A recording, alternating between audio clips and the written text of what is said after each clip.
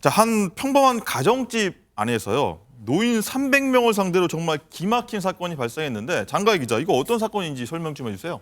의사도 아닌데 의사 면허도 없으면서 어르신을 상대로 불법 치과 치료를 한 남성이 경찰에 붙잡혔습니다.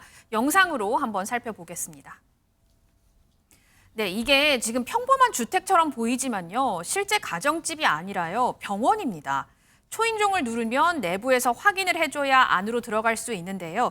실제 안을 한번 살펴봤더니 각종 의료기기가 놓여 있고 정말 병원처럼 꾸며져 있습니다.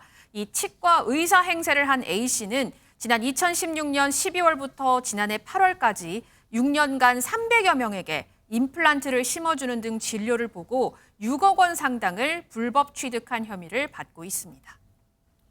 조금 전에 했던 그 대학병원 얘기했는데 저기가 병원 같기도 하고 그런데 일단 교수님, 지금 나간 영상 보니까 이 진료실과 의료기기가 보이는데 해당 이 남성이 뭐 가짜 간호사? 뭐 이런까지 두고서 굉장히 치밀하게 범행을 저질렀던 모양이에요? 예, 그렇습니다. 본인은 이제 치과 관련 중국 면허만 가지고 있고 우리나라 면허는 없는 거죠. 그냥 불법입니다.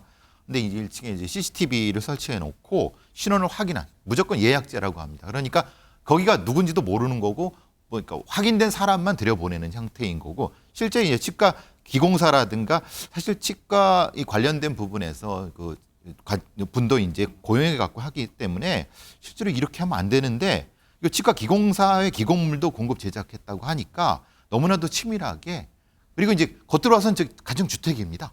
예, 지금 영상 안으로 보면 완전 병원이에요. 저기 병원인데 안에는. 예, 그렇습니다. 그리고 저 김진희 변호사님, 문제는 이제 또 압수수색 당시 보면요, 이제 유통기한이 지난 약품들도 있었다고 해요. 이 마취주, 주사, 뭐 소독, 뭐 이런 것까지 다 했을 것 같은데 이 더 큰 피해자, 예를 들어 사망자가 없기에 지금 망정이지 이거 목숨 갖고 장난치면 안 되잖아요. 그러니까 이제 방금 지나갔던 그런 영상에서 이제 보셨겠지만 뭐 이제 유통기한이 지난 약품뿐만이 아니라 뭐 의료용품이라던가 이런 것들이 제대로 보관이 되어 있지 않은 상태를 지금 이제 보고 계십니다. 그러니까 그냥 정말 방치를 해놓고 엉터리로 이제 보관을 하고 이런 상태인데 사실 뭐 이제 치과 치료 중에서도 특히나 이제 임플란트 같은 거를 많이 했다고 해요. 예. 근데 임플란트는 그냥 보통 사람이 받기에도 가벼운 시술이 절대 아니죠. 아, 그럼요. 그러니까 이걸 받고 나면 정말 뭐 하루 이틀은 정말 힘들 정도로 그런 시술이고 마취를 하고 또 이제 수술을 하고 이렇게 하는 거기 때문에 사실은 굉장히 위생이 중요한 그런 부분입니다. 그런데도 불구하고 사실 지금 이런 일을 했다는 것이고 특히나 이제 노인들을 상대로 이런 행동을 했다고 하니까 노인들 면역력이 얼마나 또 약합니까? 아, 그러니까 그렇죠. 이제 말씀하신 것처럼 정말 큰 사고가 안 난 게 다행일 정도로 이런 사건이라서 많은 공분을 사고 있는 것 같습니다. 그리고 장가희 기자, 근데 더 황당한 건 이 남성 황당한 게 이번이 처음이 아니라면서요. 네, 그렇습니다. 이 A씨는요, 지금까지 3차례에 걸쳐서 비슷한 범죄 전력이 있고요. 또 이 중 한 차례는 징역 1년 6개월 실형을 선고받았는데 이 같은 범행을 계속해서 이어온 것으로 드러났습니다. A씨는 지난해 8월 압수수색이 이뤄진 후 다른 지역으로 달아나서요. 타인 명의의 차량, 휴대전화를 쓰면서 1년 3개월간이나 수사를 피해오다가 최근에야 경찰에 붙잡힌 겁니다. 정말 이 사기랄까요? 뭐 이런 범죄 저지르는 사람들은 뭐 계속해서 저지르는 것 같아요. 변호사님, 일단은 피해 금액이 일단 어마어마한 것 같은데 이거 보상이 됩니까?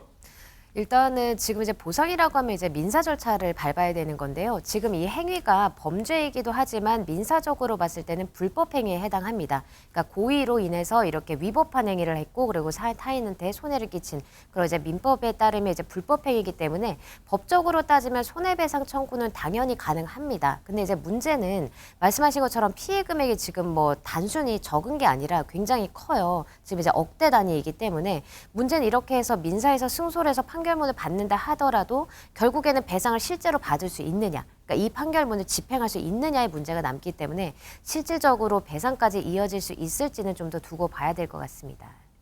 그리고 일단 교수님, 이번 사건 피해자들 보면요, 아까 계속 얘기 나눴지만 소득이 좀 없거나 취약계층인 노인들입니다. 이 점을 좀 많이 노려봤다고 봐야 될까요?